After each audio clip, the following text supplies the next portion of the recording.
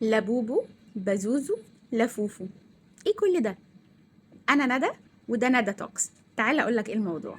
لابوبو دي شخصية خيالية اخترعها فنان من هونج كونج اسمه تيسينج لونج سنة 2015. كانت عبارة عن شخصية خيالية في كتاب للأطفال، بس الكتاب كان اسمه The Monsters. شركة بوب مارت قررت إن هي تحول الشخصية الخيالية دي لعروسة موجودة في الأسواق اسمها لابوبو.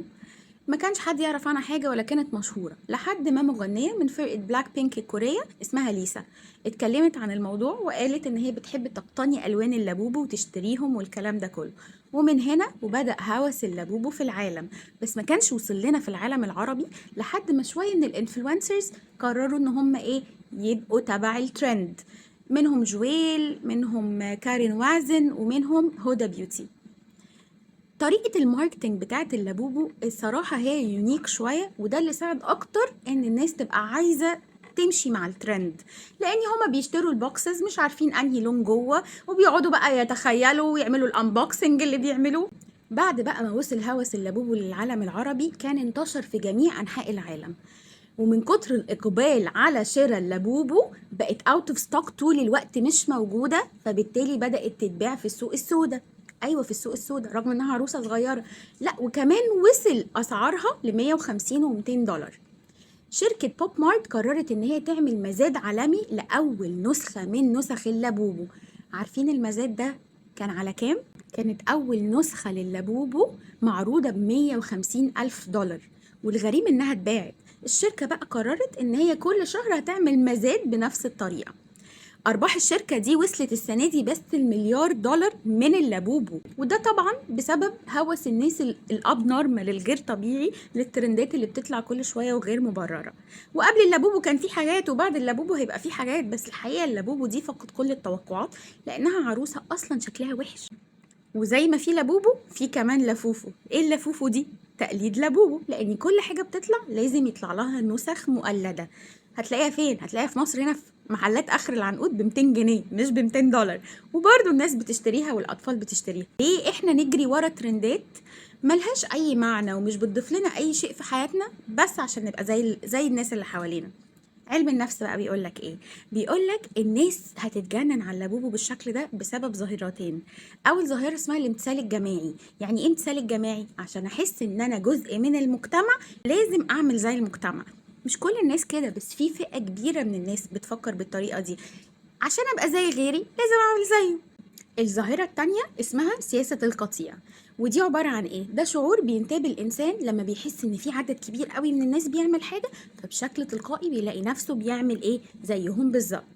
مين تاني قال رأيه في موضوع اللابوبو؟ علماء الاقتصاد قالوا ان ظاهرة اللابوبو دي بتندرج تحت مسمى اسمه budget therapy. يعني ايه budget therapy؟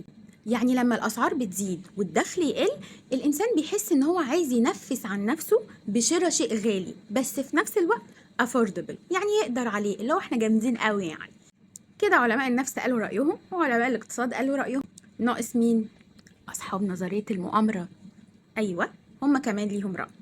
يحكى أن في الحضارة البابلية والأشورية كان في كائن شرير موجود في الوقت ده، بس من ضمن الحاجات اللي كان بيعملها إنه كان بيحمي المواليد الصغيرة من كائن شرير تاني. فرغم إنه شرير والناس كلها ما كانتش بتحبه، لما بدأ يحمي المواليد الصغيرة بدأوا يبصوله بنظرة تانية. الكائن ده كان اسمه بزوزو. ولما لابوبو نزلت الأسواق بدأت الناس تعمل مقارنة ما بين الاسمين والشكلين، لأن معلومات الشخصية الشريرة اللي أنا بحكي لكم عنها دي موجودة على جوجل. ده غير إن في برنامج كرتوني طبعا كلكم عارفينه اسمه ذا سيمبسونز كان اتكلم وعمل حلقة عن الموضوع ده. الغريب بقى في الامر مش كده، الغريب ان في ناس من بره بدات تعمل فيديوهات ان بعد ما اشتروا اللابوبو بدات تحصل معاهم حاجات مش مظبوطه او حاجات تضايق. زي ايه؟ في امريكيه قالت بنتها بعد ما اشترت اللابوبو بطلت تنام، طول الليل بتشوف كوابيس، طول الليل مش عارفه تنام، تطلع من اوضتها تعرف تنام. لحد ما بدأت الأم تعمل اللينك ما بين وجود اللابوبو في أوضتها وقلة النوم، وبدأت تعمل فيديوهات وتقول إيه؟ إن العروسة دي مش مظبوطة، وإن هي بتعمل طاقة سلبية في المكان، وإن هي بتأذي الأطفال أو بتأذي الناس عامة. الله أعلم الكلام ده صح ولا غلط، بس دي من ضمن الحاجات اللي طلعت عن اللابوبو. يبقى احنا كده عندنا كام مصطلح اتكلمنا عنه؟ لابوبو، لفوفو التقليد وبزوزو. دي كل المعلومات اللي عندي عن اللابوبو. لو عندك معلومات تانية ومختلفة يا ريت تكتبها لي في الكومنتس. ان شاء الله نتقابل في فيديو جديد نتكلم فيه عن موضوع جديد. لو الحلقة عجبتكم ما تنساش ويا سلام لو اشوفكم على خير. باي باي.